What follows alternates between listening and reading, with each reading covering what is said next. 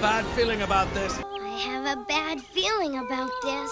I have a really bad feeling about this. I don't know. I have a bad feeling about this. Hey everybody, here we are after a bit of a mailbag hiatus. We're back with a mailbag episode, trying to catch up on some of the questions you've asked us in the Discord. It's been a crazy month, I would say, for a lot of reasons. We haven't been able to get to everything the way we'd like to, but we're back. We're back now to at least get this mailbag episode out there. We're not going to be able to answer everything right now, but we're gonna make a dent in it, because we do want to get through all of those. But yeah, Charmer, you want to lead us off? Yeah, we are going to start our lightning round with Lightsaber Larry. Try saying that. Lightning round with Lightsaber Larry.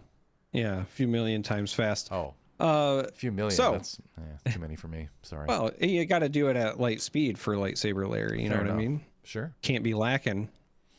Don't want to lack the that's light enough speed L's. It's enough L's. I'm just gonna too much alliteration. All right. Too much alliteration. It's got an L in it.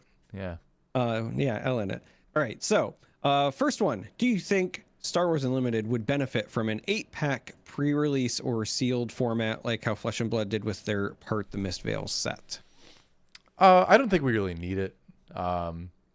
It's without getting into all the reasons, which I'm sure you can get into better than me, being more of the Flesh and Blood Limited player, for why they did that. I don't think this game needs that. I think you can build a perfectly fine deck out of 6 packs, having done sealed many times with this game already. So yeah, I think 6 is fine. I mean, 8, obviously you'd be building a more consistent version of what you're building, but that's kind of not the point of pre-release. If I feel like if you go to 8 with this, you're getting to the point where you're getting too consistent. You do want a lot of randomness in a sealed tournament, because that's kind of where a lot of the fun is. So using, kind of having to use things you wouldn't use otherwise. So too many packs makes it kind of defeats the purpose of playing sealed to begin with. So I think with specifically 6 is fine.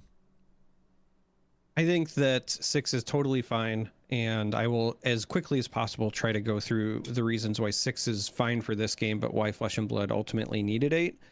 First, with Flesh and Blood, you can use any of the token heroes, whereas with this game, you are using the leaders that you open. And so you are also not just getting more cards for your pool, but you're also opening up your possibilities, which has a drastically larger impact on this game as opposed to Flesh and Blood because of the token heroes. Yeah. The other reason is that in Flesh and Blood, you very specifically have cards that are for certain classes. So this game, because of the very innovative way that they've done the aspects and the way the resources work, if you are a little lacking, you can just play some really powerful off aspect cards, and that's totally fine. In Flesh and Blood, you literally can't put them in your deck. So if you don't have a certain number of cards, then you just can't play the game. So ultimately, I think for them, going to 8 packs meant that there was still decision making in the sealed deck format. Prior to doing the 8 packs, there were some times where you literally just you played the deck that you had the most cards that you opened for, and even then you would cut maybe 1 or 2 cards total. Again, it's just wildly different games, but the short answer really just is leaders in this game function different from heroes in Flesh and Blood, and also the aspects allow for a lot more flexibility with this game, so 6 is more than fine, in my opinion. Agreed. All right, next question. 2 in a row, actually, from Lightsaber Larry here. With set 2 on the horizon, I have a few questions. I would love your opinions. Do you think any cards from set 1 are in need of bans or restrictions? What do you think the best or more popular rare base will be with set 2 card pool? So I guess what the better rares would be from set 2. But first, any set 1 card needs a ban or restriction? I don't really think so. I think this game has proven time and time again that because again of the way that the deck building works, you can play around cards much better in this game than in some other TCGs. So yeah, I don't see anything problematic right now.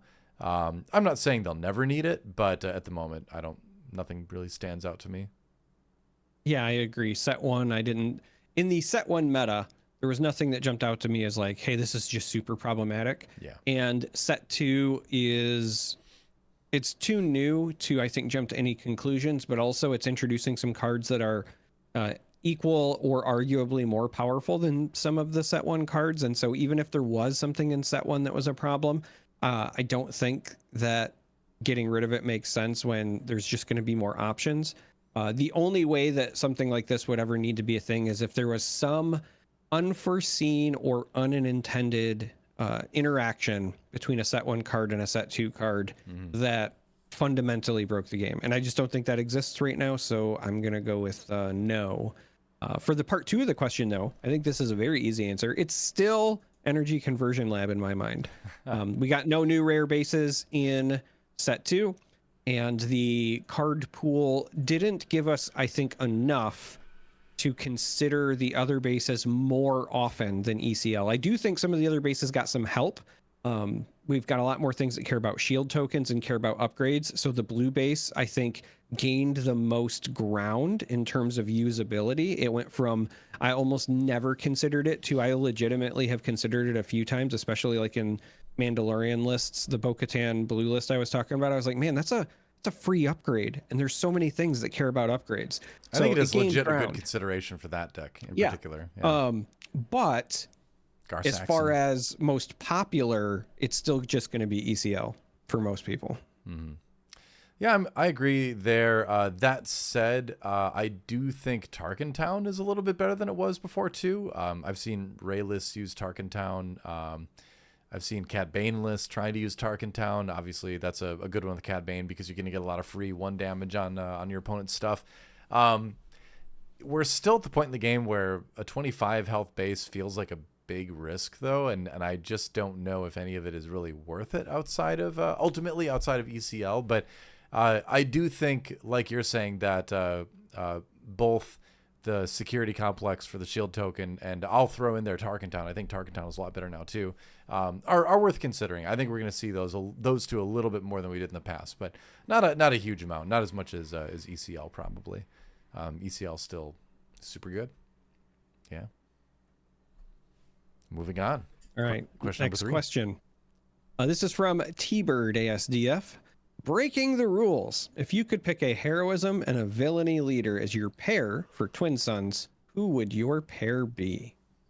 I would pick Boba and Boba. I'd go super Boba brothers, right?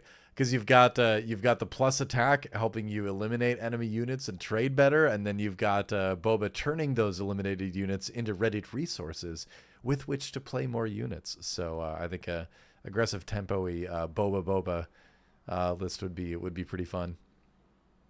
That is actually funny, and I hadn't considered it. Me neither until right now. I was like, that's not gonna lie. I got Boba on the brain. What can I say? We'll call it Boba time.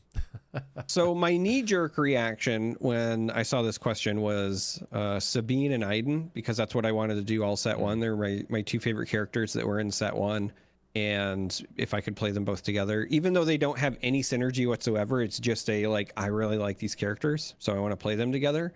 But if I wanted to be like a bit more fun or thematic, I actually think that the answer is Rey and Kylo, because you already get the legendary synergy between the two. And then also I think that they both offer a surprising amount of synergy, believe it or not, because with Rey, you want to be running these units with smaller attack, and then Kylo's discard ability can allow you to buff the attack of things to hopefully make up for stuff.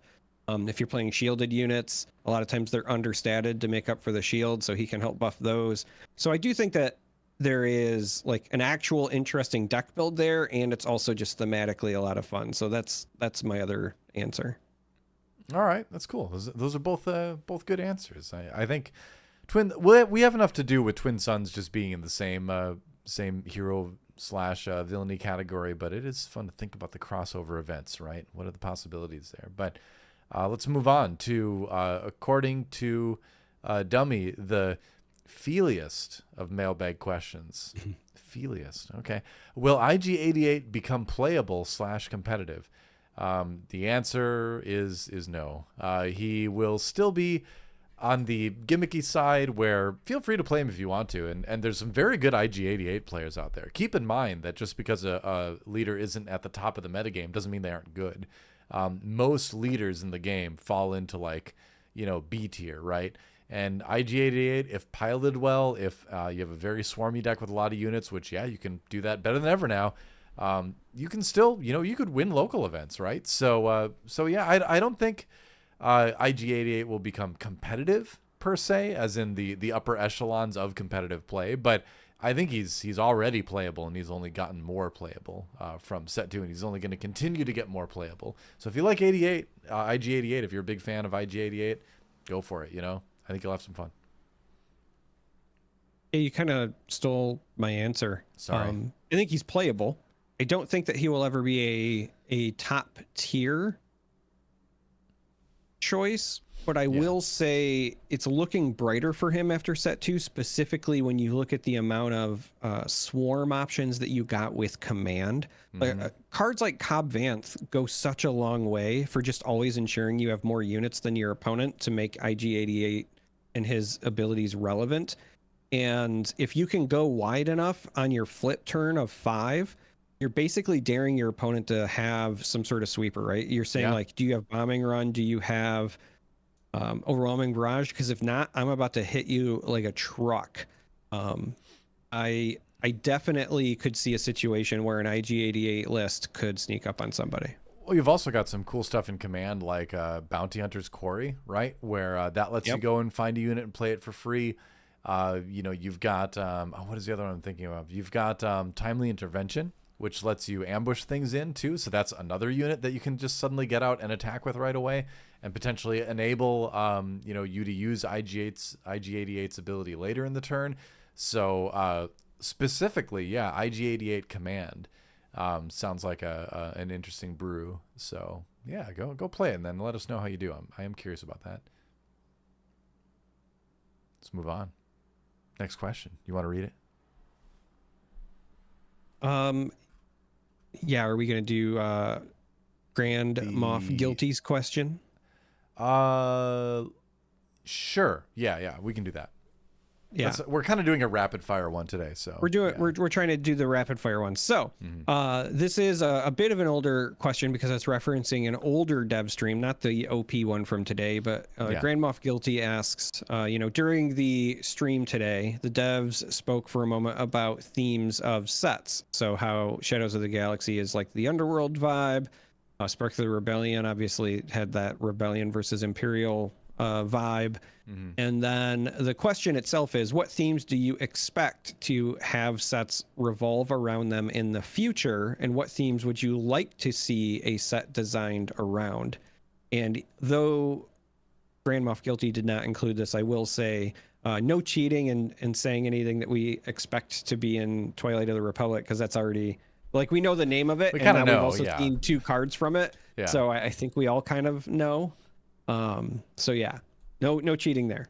That one seems kind of obvious. I would say actually this set that just came out had a distinct sequel era vibe to it too. Obviously we have things like stuff from like Solo Star Wars story, right? But a lot of the other stuff is like from Mandalorian, from the sequel trilogy. So we had the OT era rather. I feel like this one is a very sequel era set, as well as being all the underworld stuff. It kind of goes together. And then Twilight of the Republic. We know from just what we've seen so far, seems like it has a very prequel vibe to it.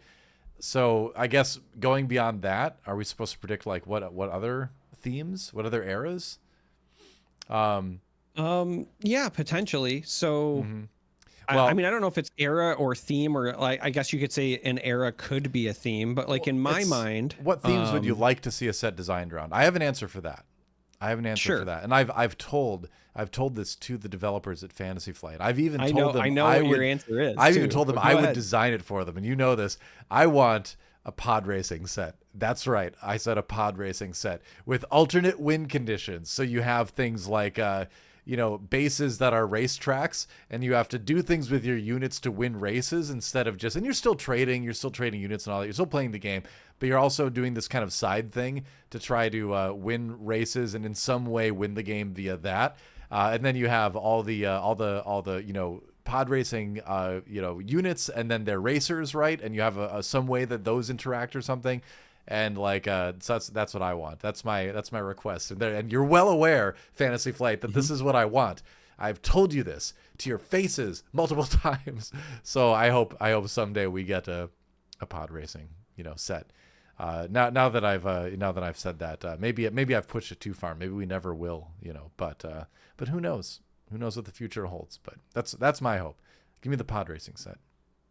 Pretty so please. For me, for lack of a better way to describe it, the kind of theme that I would love to see a set designed around is the idea of fringe and or gray force use. Oh, that's a good idea. Yeah. One of my favorite things when I played like the Star Wars: The Old Republic MMO was that you do some side quest chain where they talk about the gray Jedi, which are ones that don't believe in following just the light side or just the dark side. To them, the Force is just the Force, doesn't have a light and a dark, and the decisions that you make are what make it good or bad, essentially. And there are canonically, and I honestly think that they've been leaning pretty heavy into it with their more recent content, but there are canonically people who have kind of fallen into those roles at different times throughout their story. So Ahsoka, for example, we know her as the Padawan. In her more recent show, she's obviously supposed to be Sabine's teacher, but there is that entire arc where she leaves the Jedi Order, right? She changes her lightsabers to white for a reason, and it's because she's not really aligning herself with the Jedi at that moment in time. So that's kind of that same idea. She also wears gray all the time, by the way. Yeah, she pretty much only wears gray. It's very obvious where they're going. Yes, with it's very obvious that she's supposed to be like the embodiment of this concept of the gray Jedi. Yeah. But also like light. on the other side though, right? Like so Sabine is my favorite character. I'm very upfront about that. My second favorite character in Star Wars is Asajj Ventress because she has, I think, one of the coolest arcs and subverts a bunch of expectations. And she is also somebody who fits this mold because she starts as a Sith apprentice, but very similar to the way Ahsoka leaves the Jedi Order. She stops following the way of the Sith. She becomes a bounty hunter. She's doing things. Now, she still is using the Force, but she's not really adhering to those traditional things. So you could see her like on a card, right, as a fringe Force user if it's that version of her. And then with the more recent content, I do think there's a lot of characters that you could include in a set like that fit that bill. So I think Baylan Skoll and Hadi, Shin Hadi are great examples because we see them, they have red lightsabers that we get the feel they're nefarious, but they never announce themselves as truly Sith. In the Acolyte, right? I won't say any spoilers, but the antagonist who does have a red lightsaber and whatever, he says, your kind would call me Sith, but he doesn't identify as a Sith. And he just flat out says, like, the only thing I want is just to be allowed to wield my power however I see fit. Right? Like I don't want to fall under these things. Well, I got opinions about that, but we don't need to. That's not this podcast. That's a different one. But I'm just saying, like, there are cases to be made where you could design something almost around this idea of like all of the cool Force users we've seen over the years that don't fall under Sharut, I think, is another person who could potentially fit that, right? Sure. He's not a Jedi, but I think we all, even though it's not explicitly called out, I think we can all say like, yeah, he was some way in tune with the Force, with the way that he was able to do some of the things that he Force could do. Sensitive, yeah, Force sensitive. So I think that a set around highlighting the way that the Force exists in the universe outside of the main two factions could be a really cool thing to do in my mind. I think Baylan and Shin Hati are a great example of the counterpoint to Ahsoka. And that's one of the things that I really liked about that show is that Ahsoka was neutral leaning light and they were neutral leaning dark, but they both had their strong code of ethics, right, that they stuck to and didn't really fully buy into the rhetoric of either side, but they definitely leaned a certain way. And I think that was a really interesting dynamic for that show. So I like that. Yeah, I think that'd be cool. Just a bunch of, and what if they're just like a bunch of neutral cards or something like that too, That'd be, well, that'd be probably terrible for game design. Never mind. That'd be a huge balance nightmare, but thematically it'd be neat. But I like that answer. That's cool. I mean, you could, oh, go ahead. Well, I was just going to say, you could do something where maybe there's not a bunch of neutral cards, but maybe one of the leaders or something like gives you a bonus to neutral cards or something, right? So you're not like, making them overall like so powerful you're not excluding them, but it's like a leader with that build around in mind, I think could make sense. Interesting. I leave the buffs and neutral cards. That'd be kind of cool. Let's do two more down the list here, and then we'll see where we're at. We're trying to keep this around 30 minutes, but we'll do the next one here. This is from One Hit Wookie.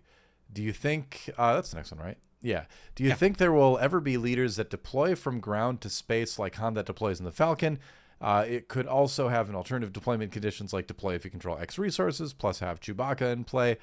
I mean, sure, why not? I think the epic action side of leaders is something. It is a design space that can certainly be played around with in the future. I hope they do at some point, but I think you could. I think there's a strong thematic side of characters and their specific vehicles that we've had throughout, Star Wars over the decades, right? So there's a lot of reasons to do it. I think it's just kind of like it just comes down to, do they want to like pull that design lever, right? Will they ever get to that point where that's a part of the game they want to mess with? Is that too complex of a thing to do for new players where, we've really established that the epic action flips your leader and that happens once per game and that's a core part of the game? Do they want to mess with that? So I don't know. I think it's cool. I like whenever, core systems are messed with. So I'd be delighted to see something like that. But will they do it? I don't know. I think if the game goes long enough, I mean, sure, why not, right? You get to a point where you have to probably do it, right, just to keep things fresh. But I think there's potentially a lot of stuff they could do first, because that is like a very, very core way to the way the game is played. So we'll see. I mean, that's my take on it. What do you think? I don't know about from ground to space, but I have said, I mean, you can go back to like the very early episodes of this podcast. I've been saying for a very long time that I think at some point we're going to get a leader that just deploys to space. It might be like Han in his Falcon, right? So like the idea is like your leader is Han the pilot, right? And so it's like the representation of him when he's, maybe flying the Falcon. Like leader side is still in there too, is what you're saying. Yeah, like still in there too. Almost like how Hera looks, like where she's like piloting, but like imagine it's the title is like, Han piloting, it's Han Solo, and maybe the subtext is this is like piloting the Falcon. And then when it deploys as a leader unit that is just called the Millennium Falcon, though, on the flip side, right? And then it goes back. I could see that. Cool. I also think another area of design space that they could explore that could potentially be interesting is then the idea of a leader that still has an epic action, just like all leaders, but never deploys. The epic action just does something really powerful.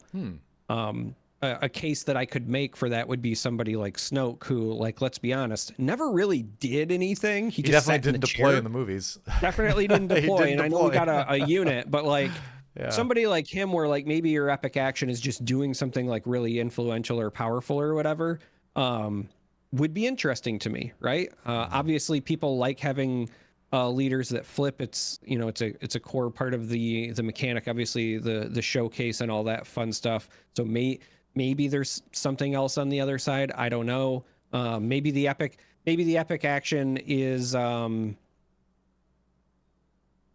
I don't know, but I could see it deploying something not the leader maybe, or I know that there are characters that have existed in Star Wars where they were still influential even if they didn't do anything themselves, and I think that's an area of design space where you could showcase that. I don't think that would happen anytime soon, though. Like, I would think that would be like a year 3 or 4 at the soonest type thing. I agree, yeah. But it is an area that they could look into down the line. They do a lot of other things, I feel like you do first, and like I was saying, that is a very core aspect of the game. That's how leaders work, right? So you got to be careful when you're messing with that kind of stuff. But like I said, I'm all about the alternate win conditions kind of stuff. So give me an alternate take on how leaders operate. That sounds great. From our next question, do you want to? I read the last one, so it's your turn. Go ahead. All right, so this one comes from Jordan, who I will be staying with at Gen Con, actually. Jordan is Does he know that? Good friend of the show. Oh, yes, okay. He is aware of that. You're finding out from the podcast right now. Jordan asks, very simply, how much should a pre-release cost? I'm fine paying $30 for that. It seems like locally in LA it ranges from like 30 to 40. 30 feels fair because you break it down by packs. That's like 5 per pack. Oh no, I'm trying to do math. Yeah. Yeah, no, that's five per pack. which... And then you get like the extra alternate art leaders. Well, not alternate art this time, but you get foil that. leaders. So you get a little bit extra. So yeah, I think and you should get like good. At least one organized play thing. 40 feels like a big investment to me. That's going to keep new players out if it's 40. I think 30 is a sweet spot. Yeah, well, I mean, I think for introducing new players, I think 30 is your best option. I think for enfranchised players, going with 40, but then attaching a prize pool to it makes more sense because they're enfranchised and they want something to play for. So with that in mind, and this was unironically just going to be my answer to begin with, I was going to say 35 with the intent being that you give everybody not just an OP pack, but like an extra pack for participating or whatever, right? Like everybody gets something as well. So they don't just like, oh, you know, if you open a subpar pre-release deck and then you lose a bunch of games, like that's overall, it feels bad, even if you get the OP pack. Yeah. So just giving them like some saving grace of like, hey, you get one more pack. Maybe you'll finally pull something good if, you know, your pre-release kit whiffed or whatever. So I don't know. I'm a big fan of the everybody also gets at least one pack thing. Oh, totally. I'll do even better. My local had 30 for the pre-release. You got a pack on signing up and then a pack per win. So that felt really good. Yeah, like my local store. But yeah, I think like 30, 35. The big concern here is you don't want to price out potential new players, you know? Right. 30 feels okay. 40 feels like, okay, now I'm investing into this game. And you don't want to have that feeling when you're just trying something out. Do we want to do, let's see, what are we at? 26 minutes? Do we want to do one more? I said it, so we kind of have to, don't we? I mean, I guess so, yeah. All right. We'll do one more. From Strix, what are 2 to 3 lessons? Oh, do you want to do that one? I thought that, we were yeah, you're right. As show. I read this one, that would be a longer one. Let's see if I can find a shorter one. Here's a question about chocolates. Oh yeah, let's do that one. That one's good. Cerulean Warreep. Just something a bit fun, but may start some debate. We will see. I don't know what exact chocolates you guys have available in the US and Canada, or what level of familiarity you have with the UK chocolates. Not a lot, I'll tell you. I was thinking that with the new bounty mechanic in Shadows of the Empire, perhaps it would be possible to use the mini bounty chocolates that come in boxes and tins of celebrations. Could be put on that card with bounties on them, and when the player claims that unit's bounty, they can get to have a mini chocolate. I mean, I like eating chocolates. That sounds great to me. Yeah, I've heard of celebrations. I've heard of these chocolates. I have not had them. I don't know anything more than I've heard the name, they exist. The one thing I remember about being in the UK, I was in London for a week for the League of Legends World Championship back in 2015, and I went to Nando's because everyone said I should go to Nando's. In fact, I did an interview with a old StarCraft website called Team Liquid at a Nando's, and I remember their spicy sauce not being spicy at all, but the UK. It's British spicy. Yeah, exactly. Yeah. But so I don't know anything about the chocolates that you are describing here, but you know, I'd like to think at a basic level, chocolate is chocolate, and I would enjoy having a chocolate when I claim a bounty. That sounds like a great bounty to me. This makes me want to explore a bunch of casual ways to play the game where everybody gets almost like a Jabba ability where like once per turn they can give the chocolate bounty to something, right? Sure. It's dangerous though. You don't end up like looking like Jabba at the end of it. Well, so that's why I like it specifically. Or if you really want to be spicy, if you are of age, if you are a adult who can partake, you know, you turn it into Star Wars Unlimited Pong instead of beer pong, and the bounties are drinks. Oh wow! All right. Well, that takes things to a whole new level, as they say. Be careful with that one. Yep. Well, children, just enjoy the cards for now. Yes. Enjoy. Don't enjoy Star Wars Unlimited in moderation. Play as much as you want, but enjoy drinks in moderation for sure. On that note, what an interesting way to end the mailbag. But hey, I blame Cerulean Reap for asking us in the first place. It's their fault, right? But any final thoughts before we close out this mailbag? No, I don't think so. Okay. I enjoyed the questions as always. I'm personally sorry that it took us so long for us to get to this, but we are again slowly getting ourselves back upright and on track, and I'm looking forward to answering more in the future. Yeah, fair enough. Well, I'm gonna nip out for some cheeky Nandos, and then I'm gonna do some deck building. That's right. There's a UKism for you. Our UK fans, at least one of them, will know that reference. But to the rest of you out there in the world of Star Wars Unlimited, thanks for watching. We'll do more of these on a more regular basis going forward. Until then, I don't know. You say may the Force be with you. I say, turn down all the garbage smashers on the detention level.